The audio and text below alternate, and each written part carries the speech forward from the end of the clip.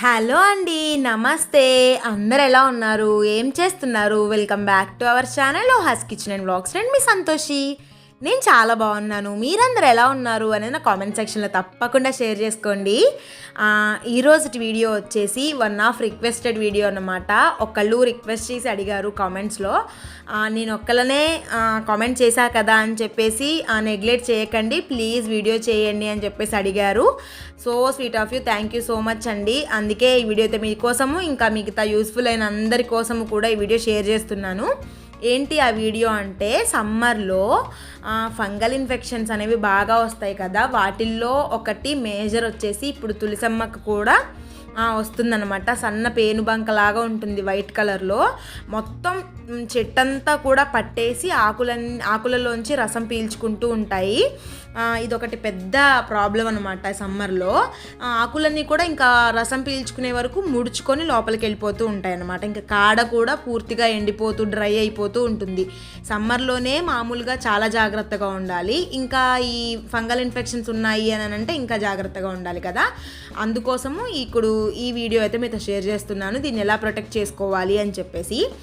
ప్రస్తుతానికైతే ఇప్పుడు నా మొక్క పొజిషన్ అయితే ఇలా ఉంది. నేను దీనికి ప్రతిరోజు పూజ చేస్తూ ఉంటాను. అందుకే కాడకి పసుపు కుంకుమ అదంతా కూడా ఉంటుంది.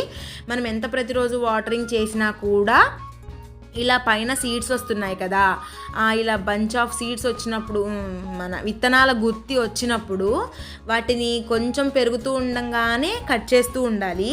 ఇలా ఎక్కువగా అయ్యేంత వరకు మనం ఉంచాము అని అంటే అవి విత్తనాలకి ఎనర్జీ అనేది వెళ్ళిపోతూ ఉంటుందన్నమాట. మనం ఏమైనా వేసినాక రైస్ వాటర్ ఏమన్నా వేసినా, ఇంకా లేదంటే కొంచెం టీ పొడి వేస్తాం కదా, ఆ టీ పొడి వేసినా, ఏది వేసినా కానీ దాని ఎనర్జీ అంతా కూడా, ఈవెన్ పోసిన వాటర్ ఎనర్జీ కూడా, వాటర్లో కూడా తెలవని కొన్ని మైక్రో న్యూట్రియంట్స్ అనేవి ఉంటాయి.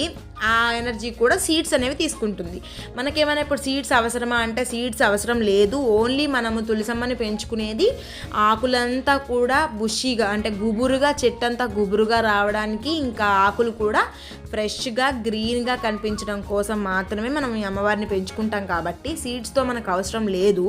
ఇంకా నా దగ్గర ఆల్రెడీ ఉన్నాయి. వాటన్నింటినీ కూడా ప్రస్తుతానికి మొత్తం రిమూవ్ చేసేసి ఏమీ లేకుండా సీడ్స్ చూసుకోవాలి ఫస్ట్ ఆఫ్ ఆల్. తర్వాత ఇంకా ఎఫెక్టెడ్ ఎక్కడైనా అయ్యిందా అని చెప్పేసి చెక్ చేసుకోవాలి. నా మొక్కకు వచ్చేసి ఫంగల్ ఇన్ఫెక్షన్ వచ్చింది, పేనుబంకలాగా ఉంది. కానీ ఇంకా దాంతోపాటు మిల్లీబగ్ కూడా వచ్చింది. ఇది వచ్చేసి చాలా ఘాటుగా ఉంటుంది ఈ మొక్క. కానీ దీనికి మిల్లీబగ్ వచ్చిందంటే చూస్తున్నారా, ఇది నేను ఎండలో కాకుండా షేడ్ ఏరియాలో పెట్టడం వల్ల నాకు ఇలా వచ్చింది. కాడంతా కూడా డ్రై అయిపోయింది ఆ మిల్లీబగ్ వల్ల.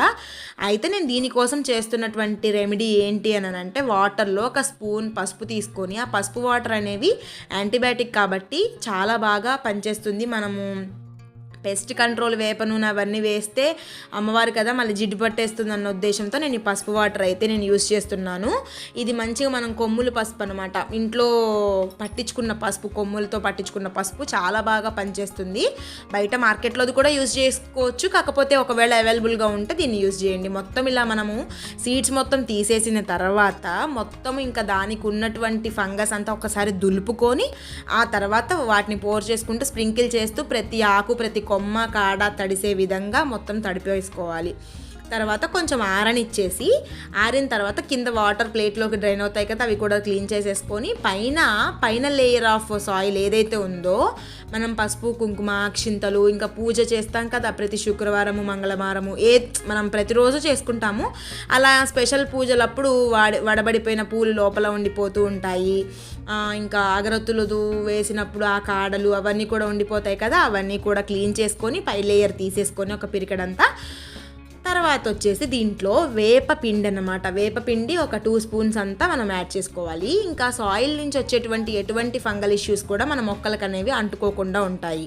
తర్వాత మనం ఈ తులసమ్మని పెంచుకునేది ఓన్లీ గుబురుగా రావడానికి, ఆకులు మంచిగా ఉండడానికే కాబట్టి దీని నుంచి మనం ఫలాలు, ఫ్లవర్స్ ఏమీ ఆశించము. కాబట్టి ఓన్లీ ఆకులు గ్రీన్గా రావాలి అని అంటే నైట్రోజన్ రిచ్ ఉన్నది ఈ మొక్కకి మనం అందించామంటే సరిపోతుందన్నమాట. ఆ నైట్రోజన్ రిచ్ దేంట్లో ఉంటుందంటే సీవీడ్ గ్రాన్యూల్స్, ఇంకా అంతేకాకుండా మనం డైలీ యూస్ చేస్తున్నటువంటి చాయ్ ఉంటుంది కదా, చాయ్ పొడి, అది నేను దీనికి మాత్రం ఫ్రెష్ చాయ్ పొడి ఒక 2 స్పూన్స్, సీవిడ్ గ్రాన్యూల్స్ వచ్చేసి 2 స్పూన్స్ యాడ్ చేసుకున్నాను.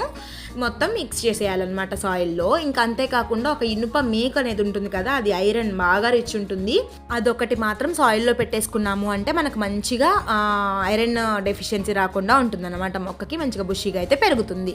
మరి ఈ వీడియో అయితే మీకు యూస్ఫుల్ అయింది అనుకుంటున్నా. ప్లీజ్ ఏమాత్రం యూస్ఫుల్ అనిపిస్తే ప్లీజ్ లైక్ చేయండి, షేర్ చేయండి, కామెంట్ చేయండి. అలాగే మరిన్ని ఇలాంటి ఇంట్రెస్టింగ్ వీడియోస్ కోసం please subscribe. Happy gardening. By by. Have a nice day. Take care.